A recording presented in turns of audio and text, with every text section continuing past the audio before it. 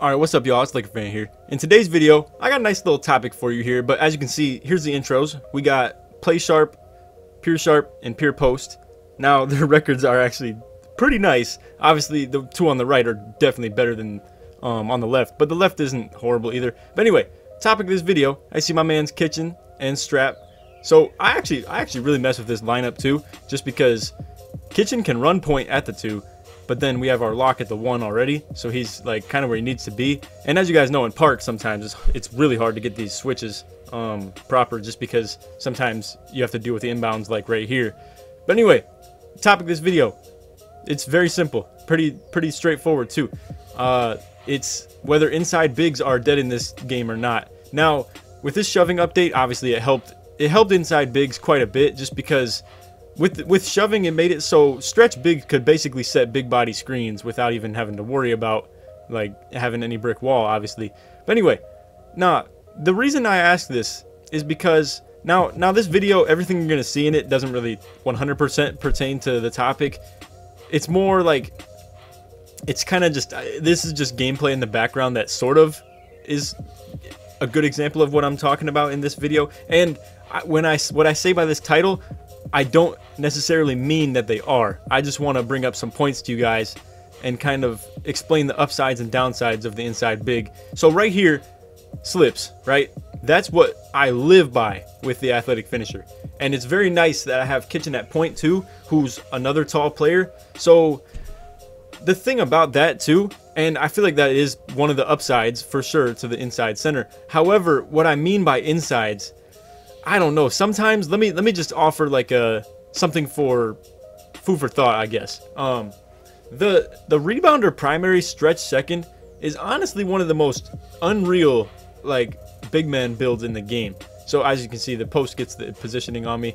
I give up the free board. But anyway, no. I wanted to address that because this is kind of what this video is about. Is I've realized that pure glass is a little bit overrated. Slasher is honestly not a very good archetype, but like it's just what I'm comfortable with. I know a lot of you guys feel this way too, but anyway, you see I go for the slip here. Post kind of sits back. That was just a bad read by both of us. Kitchen probably shouldn't have thrown it. I probably shouldn't have rolled. But anyway, no. What I'm trying to get at is my best build for me is probably the athletic. You know what I mean? Like that's just what I'm most comfortable on. That's what I'm the best like at playing as. But as far as like the best player goes, bro, a glass primary stretch second is honestly one of the most crazy builds in the game. Like as far as big men go, just because your brick wall is good enough to make them have to switch screens. If they don't switch screens and your guard drives off of it, you can pop, boom, now you're wide open. And I swear to God, those dudes just be banging shots like it's nothing, bro. I mean, pure rims and everything can bang threes too, but I'm just saying the glass stretch is crazy because the pick and popper ability, just the catch and shoot, I think like bronze limitless too. Obviously power forward is like the move for this too. But anyway, no, I guess what I'm getting at here is slashers, I don't know, like let's put it like this. And again, this is to stay on the topic of the whole our inside center's dead in this game. I would like to say yes for 3v3 just because like a pure post, yeah, it's a super dominant 2v2 build, but honestly, bro, it's kind of useless on 3v3. Like it really is completely useless on 3v3. Now I don't mean that by like I'm talking about in a competitive setting. As you see, another slip there. And now that's where the inside also helps too. You get like the sort of posterizer dunks, and then the takeover that you're gonna see that I have here is also really beneficial too. But anyway, no. So again, what I'd like to highlight is that post scores on threes are kind of useless, as you can see by this guy who's just playing. I mean, he's not a good post scorer, so that's kind of a bad example, but you see what I'm saying. He can't get up for those lobs. He can't do anything like that. So post scorers are such a bad build, and he's too slow to play hedge defense. So it's kind of like he's just stuck sitting down. And again, horrible rebounder with the post scorer too. His interior defense isn't too crazy, so I just go at his head too. I mean, the post score on threes, that's not even a discussion. That should be out of the debate. That's not a good build. Now my build, I think it's the best combo for having fun while still being a solid competitive build, just because the perimeter defense is pretty good, the rebounding is still pretty good, and then if the lockdown, because obviously in a competitive setting, there's going to be a lockdown somewhere, right? And if you bring a lockdown yourself, if I bring a pure glass, you're kind of just forced. Like, there's no other good offensive like build to like initiate with. You know what I'm saying? So basically, what I'm saying is, you put a lock on kitchen, and I have a pure glass. We're basically left with nothing for offense because we have Strap with his pure lock too. But with this player, I'm not a full pure lock, but I can, or a full pure glass, but I can at least rebound pretty good. I'm pretty super fast too, so the slips are always there. And then if needed, I can always like ISO the weak link, whether it's a stretch big or something like that too. Now I can't do that with a pure glass, so that's where it's kind of tough. So like I said, this is one of the more fun builds to still be like competitive with. As you see, we're kind of just giving up the 2-pointer there. Kitchen gets, well, the leak out rebound happens.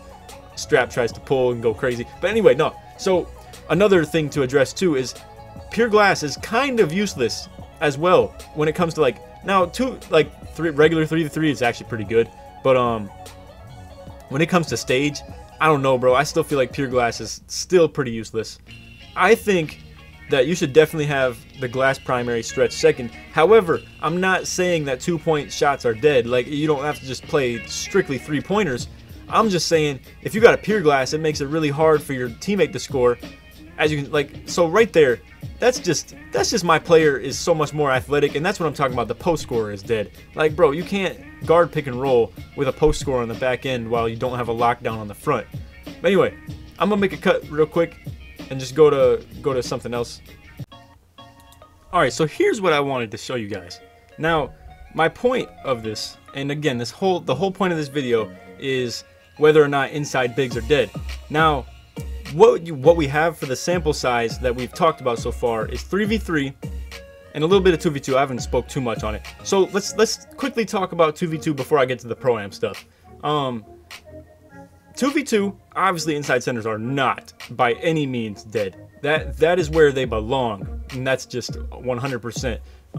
Now 2 of them, kinda sometimes. Maybe I feel like the best option in 2v2 might just be like a dominant post scorer and a lockdown, or maybe a rim protector if he can still shoot too.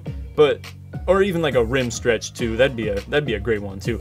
But no, anyway, let me get off that topic a little bit, just because that kind of adds like lockdowns into this. So anyway, the whole point of big men now that shoving is gone, is that we are like good screen setters again, right? Like, it's important to be a good screen setter. However, there's still like that LT cheese and stuff too, and that's where post scorers are really like, post scorers are super dominant on the 2v2, and that's just a fact. 3v3, they're like I said, I feel post scorers are useless on the 3v3. Their hedge defense is horrible. Their perimeter defense is horrible if they have to guard a stretch big. Their rebounding isn't great. Their rim protecting isn't all that great either. If you can shoot with them, that's okay too. But no, now here is where we get very interesting with what we talk about in this. So don't take all this for sample size, because Zeke and AK got 2 different builds that they use, and they're not on their main ones right now. Like their player data that I could show you, they're not on their usual ones. But no, inside bigs, as far as ProAm goes, bro, we're 40-3 on Team ProAm, and what you're looking at that we run for a lineup is athletic rebounder. We have a post scorer primary slasher second at 7'2", and then a pure post power forward 7 foot. So you're sitting here like, bro, what do you mean this works? Like, I'm sure that's what you're thinking right now. And you're like, Laker, I could have sworn you were talking about like, oh, you'll never see your athletic in a comp ProAm setting or anything like that. But here I am, averaging 27 and 4, 2.5 steals per game too, and shooting 50% from 3, 84 from field goal, and then free throws pretty good too, while only averaging 1 turnover. Here's what we do, bro. And it's pretty wild. Now, this is what, and to stay on the topic of the inside centers, because I know it seems like I'm kind of backtracking from it a lot. But no. So anyway, like I said, Cook and SK post Skyhook here. They have, like I said, a pure post and a post slash. You're sitting here like, bro, why is that working? Well, Cook shoots 55% from 3 with his, and SK shoots 50% with his. And it's weird that he's shooting 50% on the dot because his sample size is still quite a bit. Like my man's probably takes like 4 threes a game. But anyway, no. The whole point of this, like I said, is that as long as you can shoot with your inside big, it's almost one of the most dominant things you could possibly have. Now, if you can't shoot with it, you sure better surround yourself with people who can shoot. But anyway, the end all be all of this is the game to address the whole inside center thing again. The end all be all of this is game mode matters. That's 100%. I feel like in ProAm you should definitely have all 5 people be able to shoot, and that's what I need to work on as well. But the team that I have right now is sort of tailored to my athletics like success. We don't really need me to be able to shoot because we don't have a point guard that needs the lane open either. So also we have 2 post scorers who it's honestly kind of complicated if I were to explain it to you guys, but let me explain it like this. This is how the lineup works. So again, sorry if I left like any information off the table that you guys feel was necessary for this like inside centers video. But anyway, let me address how the ProAm stuff works. Like I said, we have both our post scorers just sit corner, and then I am like the main offense is pick and roll with me and Kitchen. Kitchen has a 97 overall, stretch primary, playmaker second, with max ball control now, which is 70. So my man can speed boost on takeover, has the pro dribble moves, and when he hits 99, honestly, I feel like our team's gonna be almost unbeatable. But anyway, Kitchen runs point guard with that build. We have AK on a pure stretch, kind of on the wing, and then me setting picks with the athletic. So if they switch anything, you guys know the deal if you're with my channel. The rescreen slip that I be talking about, if they switch once, they're gonna want to switch back. Boom, you just slip on the second one. Simple as that. If they leave the post scores, I swear to God, they just shoot super good from the corner, and that's what it is. They're only working with Silver Dimer at most, and nobody else has it other than the other post scorer that they could be shooting from. So anyway, and then to explain kind of how cohesive the post scorer is with me, since they can shoot from the corner, they cannot put a weak link on them in the corner. Like if they put their play sharp on them, it's toast. It's over. So to explain the dominance and the way that a inside center could work in ProAm, let me just put it like this. You can't put a weak link on them, so it makes our pick and roll 10 times easier. So most teams will come in with like a play sharp, let's say like the best thing that is still like ideal that a team could run against us would be like a play sharp primary or like point guard, then like 2 locks, a stretch big, and then like a glass stretch or something, right? So like a 5-out team who could like run pick and pops, run pick and rolls. But anyway, like let's just address defense. Like they got what they have to put their point guard on somebody. You get what I'm saying? Like, so it's honestly super dominant. But no, what the post scorers do for us is you can't put a weak link on them, or else they're just gonna expose them. And then if they do put a weak link on them, like I said, they'll just expose them. But if they put the weak link on me or Kitchen, because honestly, it's going to free up one of us. One of us is definitely not going to have a lock on us. And AK almost never has a lock on him. So as a pure stretch, he's just shooting overhead sometimes. But it's almost guaranteed they got to put the stretch on me. So he's on the backside of pick and rolls. My player being so fast, it makes for easy lobs, easy pick and rolls. The only thing you can do is leave the post scorers in the corner, but because they can shoot, you can't do that. So again, that's what I feel like makes inside bigs dominant. If they can shoot, it's unreal, because then you have so many other abilities too, and if you can just play as a spot up as a post scorer, boom, now all of a sudden. And then I just love the cohesive ability of like our whole team, because like everybody can just go off at any given moment. And I mean literally everybody. Like I average 20 and I feel like I'm a role player. I swear to God, I average 20 and I feel like I'm a role player. But no, so like these dudes will get, like SK and Cook will get their shine when they get a weak link on them. AK gets his shine when a weak link's on them. Kitchen, he's runs point guard. So I mean, if they we're looking to have him score almost every play. And then Zeke was formerly running point guard with a play sharp with a guard. But anyway, that's like aside the point. He was averaging pretty good. It was like double digits for both. But that's aside the point with like the whole like, you know, everything big men. As you can see, the team name is 5 Bigs, so we kind of be cheesing that.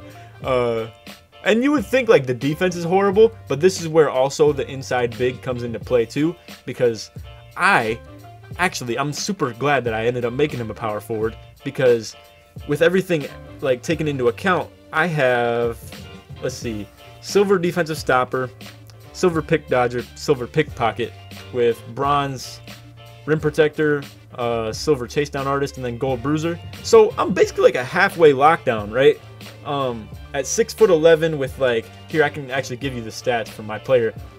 This is what I'm using for like perimeter defense. So I got like 76 steal, let's see, we got 81 vert, 64 lateral quickness, which isn't great, but 76 speed with like 80 strength and all those badges too.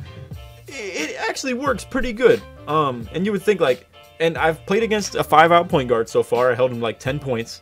It was pretty legit.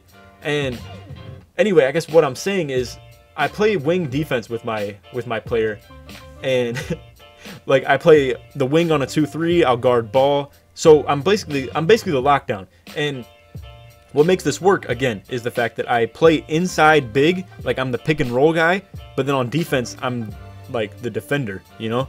So that's honestly wild. And then we just got height everywhere. So their stretch big turns pretty useless when it comes to just shooting over those, because like we got our shortest dude is 6'11". So I mean, your stretch big becomes useless as a spot up. So I seen a team literally just bring a pure playmaker and a pure stretch, and I guarantee I already knew their plan was to just put the stretch wherever the guard is in the zone and just feed it to him and shoot over heads.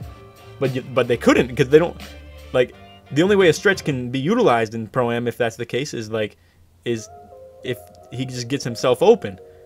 But he wasn't, because like, you get what I'm saying? I think you guys get what I'm saying. So anyway, my whole point is that this lineup makes lockdowns and stretch bigs useless, and honestly sometimes glass cleaners too. But anyway, like, the reason I say it makes lockdowns useless is because we can just go wherever they're not, and we just target like the guard.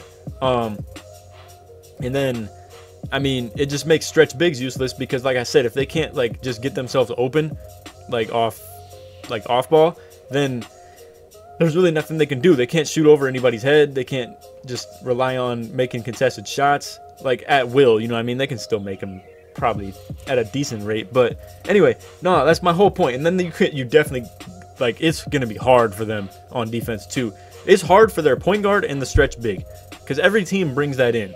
You get what I'm saying? Every team has a stretch big and a point guard, obviously. So the point guard basically either has to get shot over by the pure stretch on our team, or he has to guard ball, and the stretch big is basically forced to guard me, because if you put a stretch big on one of our post scores, it's toast. It's GG. So basically what I'm saying is our team is dominant, bro, and I can't wait. If you guys, okay, I need feedback on this, all right? I don't know how many of you guys are still here. This video is almost like, what, 16, 17, 18 minutes into? But no, if you guys are still here, I need feedback, bro. If you guys want me to make videos, or better yet, if you want me to stream Team Pro-Am, I will if I get enough feedback and positive energy on that, all right? I will. Because honestly, it'd be super fun to make videos of this team. I mean, I'm averaging, like, my problem with the old team when AK was running point with his pure shot was just, I was averaging like probably like 10 points, like 12 rebounds with my pure glass, and it was all like boring buckets. But this is interesting. Like, everybody, and what's so nuts about this team is whoever gets takeover, we just run the offense through. You know what I mean? Like, if AK gets takeover with a pure stretch, boom, just feed him, and I'm just crashing rebounds. If I get takeover, I got this new cheese I'm working on with like some ISO. It's like kind of 5-out, but not really, because I'm like inside. I'm at like the free throw line ISOing basically, so they can't like double me. So anyway, basically, and then if the post scorers gets takeover, that's already GG. You already know. Like, so And then if Kitchen gets takeover, bro, it's honestly nuts. Like, as long as he doesn't have a lockdown on him, we let him ISO. And I just, like, float around on the block. If they double off me, that's easy lob. If they double off AK, you know what I mean? Like, we have such good spacing. It's crazy. And you would think, like, for having 3 inside bigs, your spacing would be horrible. But the fact that they can shoot from the corner just makes this team work. So anyway, like I said, we're 40-3. The team stats look pretty good, too. We've won our last 10. So in case you're wondering like where all these W's came from, it's not like we just, you know. Also, I want to say, I don't know where we're at now because we haven't played in a minute, but it should be at least top 50, I would assume. Okay, maybe not. It might be a little bit lower. Let's see. Sorry if this is taking me too long to find. Let's see, 5 bigs. Where are we at? There's no way we're out of the top 10 or top 100. I know that for a fact. But anyway, I guess what I'm saying is, if you guys really do want to see this stuff, feel free to let me know, and I promise we will make videos. Okay, yeah, we're still 35. We haven't played all weekend. Like I said, if you guys want to see Pro Am videos, let me know, and I promise this time I will show you guys this, because I am super confident in this lineup that we just have some OP nut stuff. Like, it's just crazy stuff with this lineup. So anyway. And then when Kitchen hits 99, it's over, bro. I don't know when that's going to happen or if it's anytime realistically soon for Team Pro-Am. But, bro, when he does, it's over, dog. Like, they have to put a lockdown on him. And that means, like, the only way anybody could ever stop us is, like, if the stretch big can just hold their own against the post score. So, anyway. Or if they just bring some crazy lineup where they got, like, 3 rim stretches and 1 lockdown. And then they're... I guess if their point guard doesn't just get dominated by whoever they decide to put him on. But anyway, and then if they put him on me, just FYI, if anybody was wondering, that's easy lobs, or I can just baby him down low too. So anyway, it's off the vid. Hope you guys enjoyed. Like I said, leave some feedback on the Pro-Am stuff if you do want to see these videos. But anyway, it's off the vid. None of that. Take it easy, man. Peace. Drop a like. Sub if you're new too.